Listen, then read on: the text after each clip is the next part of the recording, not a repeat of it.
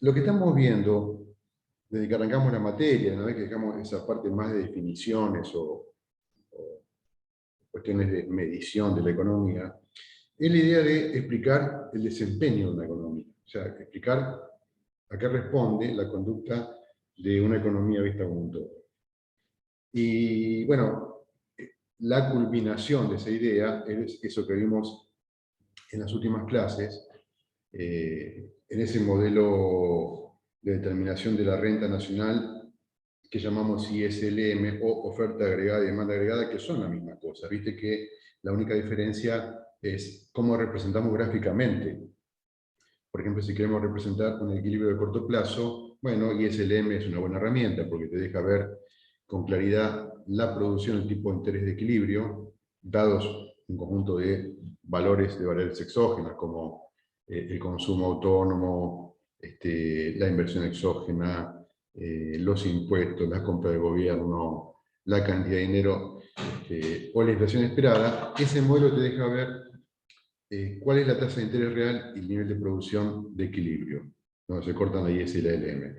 Y cuando querés ver una cosa un poquitito más, no tan de corto plazo, y querés ver alguna dinámica de precios, bueno, ahí te conviene usar más el modelo de oferta agregada y demanda agregada, porque ahí aparece la dimensión nominal en el eje vertical, que es tu eje de precios, o de tasa de inflación, depende de la versión del asunto.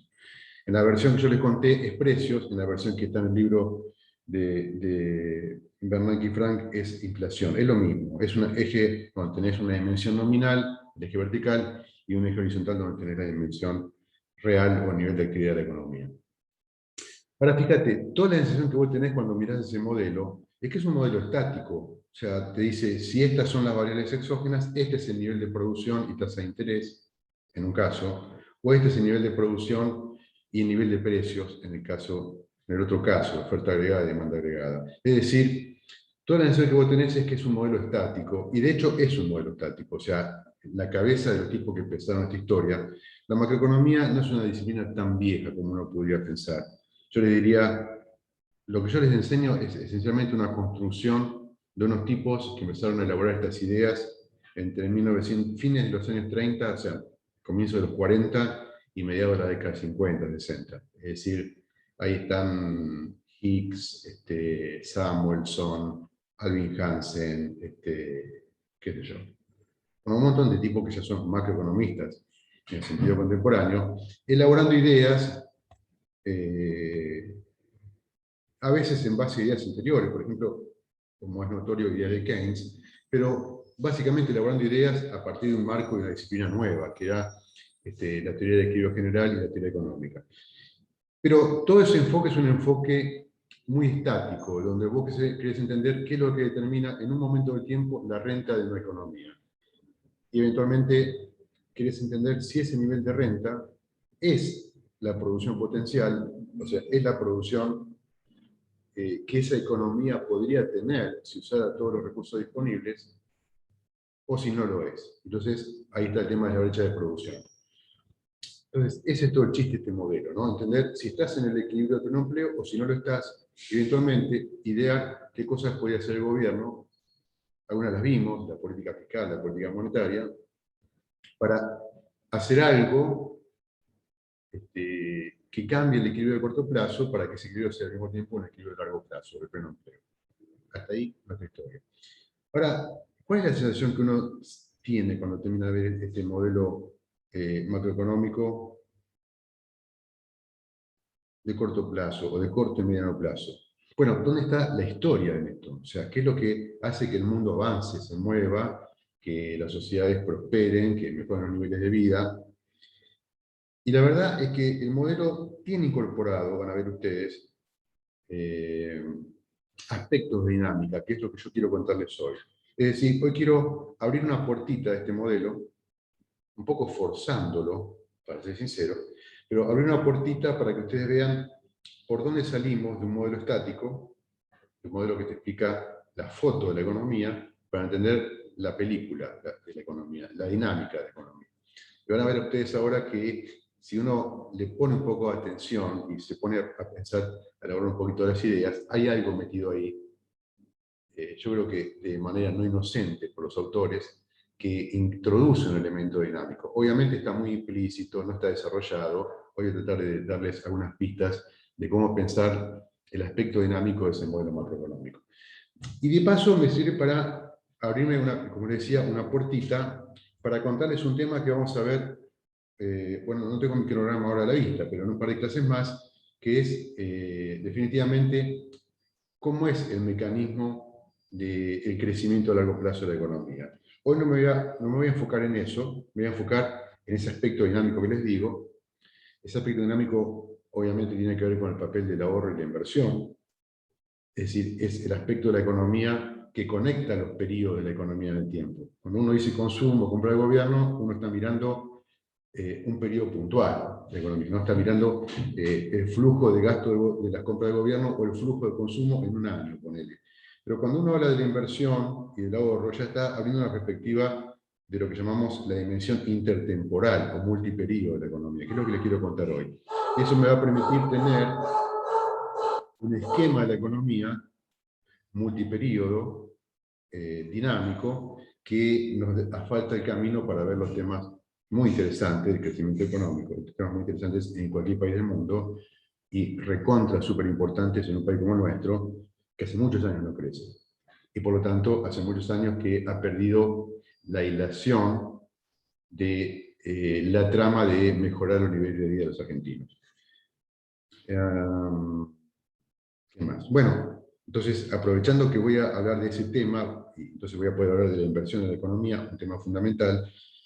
Si me queda tiempo, les muestro un video que tengo por ahí en el pendrive, interesante sobre el tema de la inversión en la Argentina. Si no tengo tiempo, pues se los mando al campus. Y voy a cerrar la clase haciendo algunos comentarios de cómo modifica esta perspectiva sobre el papel de la inversión el hecho de que analicemos el contexto de una economía abierta, porque mi argumentación va a ser básicamente sobre una economía cerrada, y van a ver que cuando plantee el caso de economía abierta, eventualmente lo que tengo que hacer es una rectificación o unos cambios menores, marginales, para introducir el hecho ostensible de que nuestro país intercambia,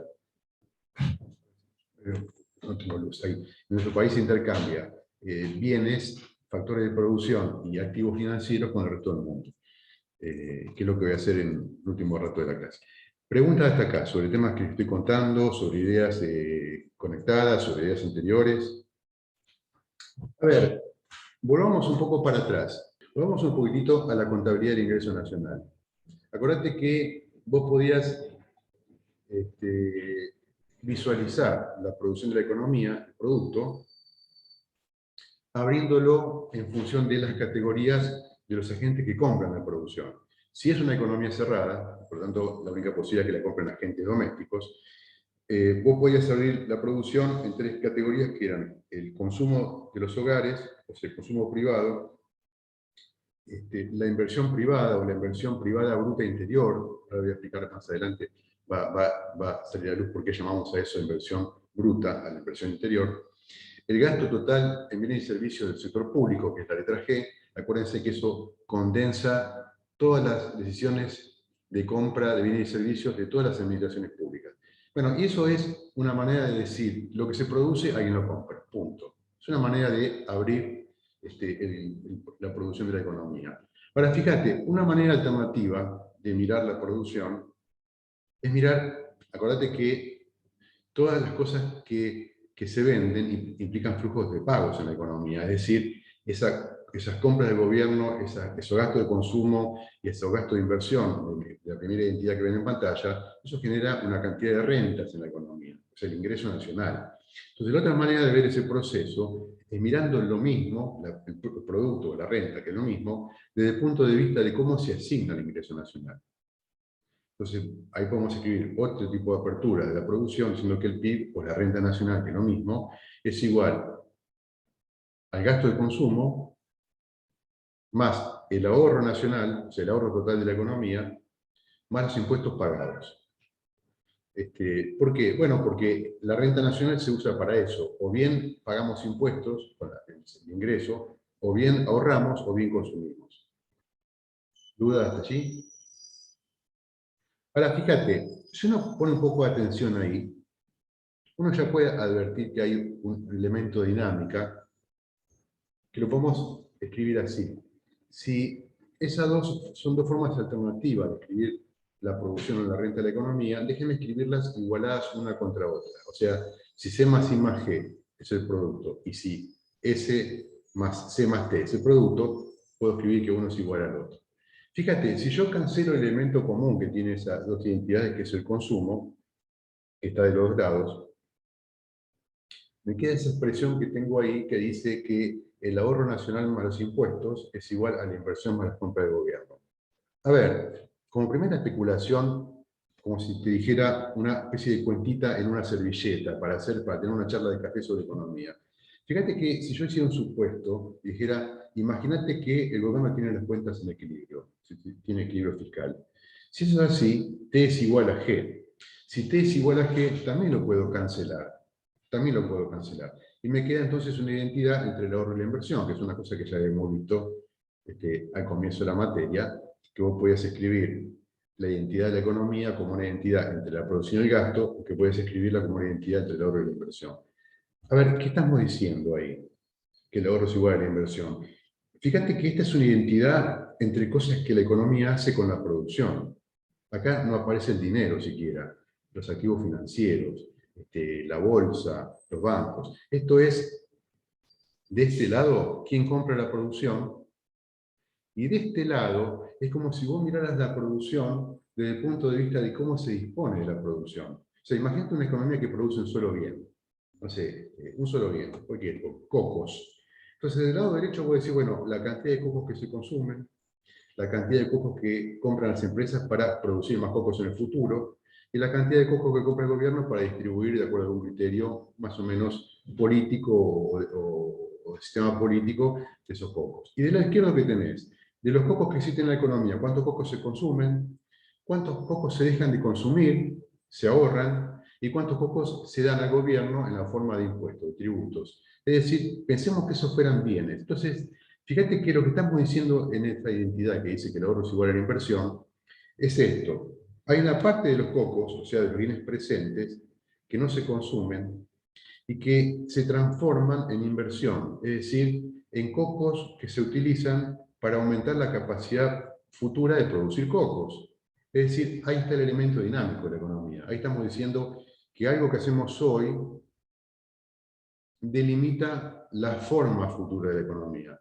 A ver, yo no soy un experto en Marx, pero hay algo de la búsqueda de Marx sobre la transformación de la ganancia en capital, o la transformación del trabajo muerto en capital, en la reproducción del capital y todo eso. No conozco mucho eso, así que eso no voy a hablar, pero sí conozco las ideas de economistas de la tradición principal, Ricardo, están nombrados ahí, Say, Schumpeter, Keynes, Hick, Samuelson, bueno, todos los contemporáneos, que están mirando ese tema, es decir, están mirando ese mecanismo de relojería por el cual la decisión de posponer el consumo y ahorrar implica un trade-off entre el presente y el futuro, en la medida que otras personas, otros grupos sociales, utilizan esos bienes no consumidos para usarlos como bienes de capital, y estoy suponiendo que los cocos son a la vez bienes de consumo y bienes de capital, y por lo tanto esos bienes de capital le permiten a la economía ampliar su base productiva futura, ampliar la oferta futura de bienes,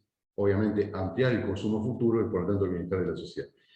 Detrás de ese mecanismo estamos hoy, o detrás de ese mecanismo estamos en la clase de hoy, tratando de entender cómo es esa maquinaria que hace que la economía de un país se dispare hacia adelante, hacia el futuro, hacia la prosperidad, la inversión, el crecimiento y la generación de empleos y renta, o no lo haga. Eso lo vamos a ver cuando hagamos crecimiento. Hoy me voy a enfocar especialmente en el aspecto puntual de la inversión. Fíjense, yo le dije recién, suponete que el gobierno tiene las cuentas en balance, entonces el déficit fiscal es cero y entonces el ahorro es igual a la inversión. Ahora voy a suponer que no es cierto. Si supongamos el caso más general de mi identidad anterior, supongamos que el ahorro más los impuestos, es decir, la disposición del ingreso nacional entre el ahorro y los impuestos, es igual a la inversión más las compras del gobierno. Es decir, estoy tomando esta expresión donde cancelé este término que es común a los grados de la igualdad. Fíjate, si yo reordeno un poquito eso, por ejemplo, pasando del lado derecho de los impuestos, restando, me queda esa expresión, que el ahorro global de la economía es igual a la inversión, más ese término, que es igual a la compra del gobierno, menos T. Obviamente, el caso anterior era el caso donde todos eran iguales. Que todos son iguales, todo ese término se anula. Ahora, fíjense, ¿qué es G menos T? ¿Qué es las compras de gobierno menos los impuestos?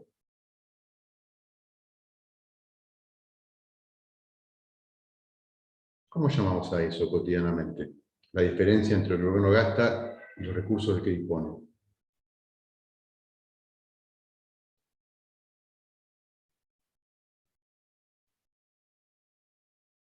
¿Ninguna pista?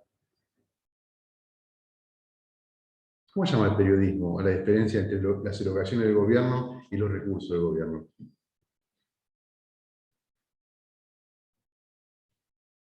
Se fueron todos. ¿No sería el financiamiento? Ok. ¿Y cómo llamás a esa diferencia, de hecho?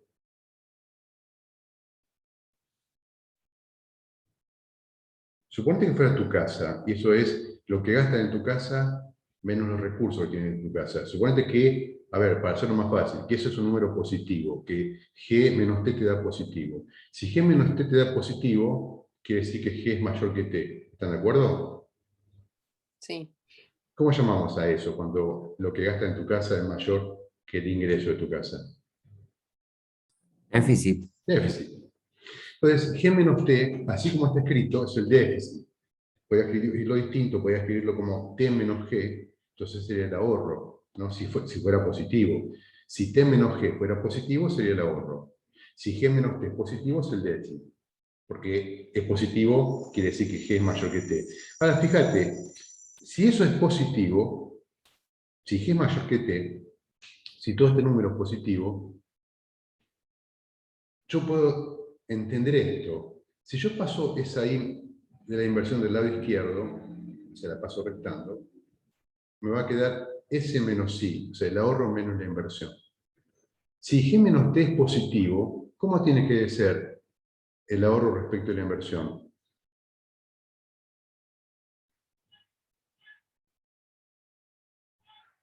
No, si hago esto, paso este término que está acá, perdón, lo voy a escribir acá arriba.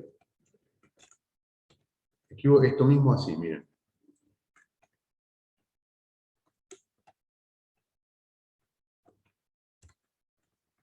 Digo, si el término de la derecha es positivo, G menos T, S menos I, ¿qué signo tiene que tener?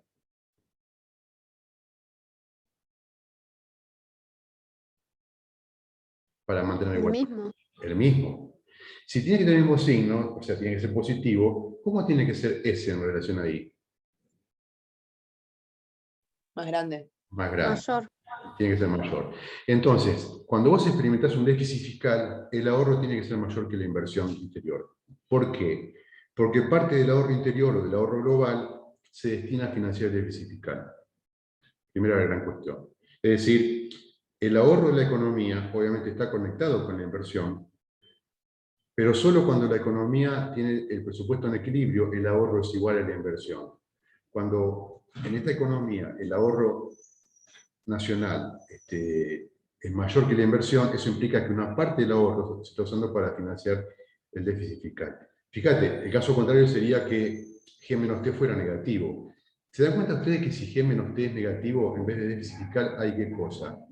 Si G menos T es negativo, si G menos T es negativo, quiere decir que T es mayor que G, ¿están de acuerdo? Sí. Sí. Si T es mayor que G, en vez de tener déficit, tenés ahorro público, o superávit fiscal, como se lo suele llamar periodísticamente. Si tenés ahorro público, entonces vos podés permitirte que en la economía, estoy hablando de la economía cerrada, ¿no? Que en la economía el ahorro sea menor que la inversión. ¿Por qué? Porque si esto es negativo, esto también lo es. S menos I es negativo. Y si S menos I es negativo, eso quiere decir que el ahorro es menor que la inversión. Entonces la pregunta es, ¿qué pasó ahí? Bueno, en realidad el ahorro de la economía es menor que la inversión porque el ahorro público compensa el déficit de ahorro del resto de la economía. Entonces, ahí tenés la suma del ahorro público y del ahorro privado, compensando, o mejor dicho, el ahorro público compensando la insuficiencia de ahorro privado en la economía cerrada. A ver, en un caso y en otro, ustedes ya se dan cuenta que, como estamos hablando de la inversión, que es mi tema de hoy, no es ni el ahorro, ni la compra de gobierno, ni el déficit fiscal, es muy importante la conducta del sector público, porque la conducta del sector público, manteniendo lo demás todo constante, va a dictar cuál es el ritmo de la inversión de la economía y, por tanto, el crecimiento económico. Bueno, a ver, mi tema de hoy es la inversión, es esta letra. Esta letra. Este es mi tema de hoy. Ni el ahorro, ni la compra de gobierno, ni los impuestos. Después vamos a relacionarlo más adelante. Entonces, fíjense, el ahorro en la economía, perdón, la inversión en la economía está relacionada con otra cuestión que vimos en algún momento en la materia, que es la producción de la economía. ¿De qué manera? Bueno, cuando vos tenés que la producción de tu economía se puede representar mediante esta función, la que llamamos, acordate, función de producción, decíamos que la producción de tu economía depende de la productividad de la economía, que resumimos con esa letra A, es decir, los conocimientos, la tecnología, el avance de la aplicación de la ciencia a cuestiones prácticas de producción de bienes y servicios, etcétera, etcétera. Y también depende de la cantidad de capital, que escribimos con la letra K mayúscula, y el nivel de empleo, la fuerza de trabajo de la economía, el tamaño de la fuerza de trabajo de la economía, que la designamos con la letra N. A ver, fíjate, ¿de qué depende el aumento de la producción de la economía? Bueno, esencialmente, para un cierto tamaño de fuerza de trabajo y un determinado nivel de conocimiento de la economía, lo que aumenta la capacidad productiva de la economía es esta variable. Esta variable, la cantidad de capital, ¿no? La cantidad de capital da una medida de en qué medida la economía puede aumentar la capacidad productiva futura de bienes. Es decir, la formación de capital, la acumulación de capital, para usar una designación más conocida por ustedes, la acumulación de capital está en el corazón del proceso de crecimiento a largo plazo. Ahora, fíjense una cosa súper interesante. ¿Cómo es la relación entre la cantidad de capital y la inversión? Bueno,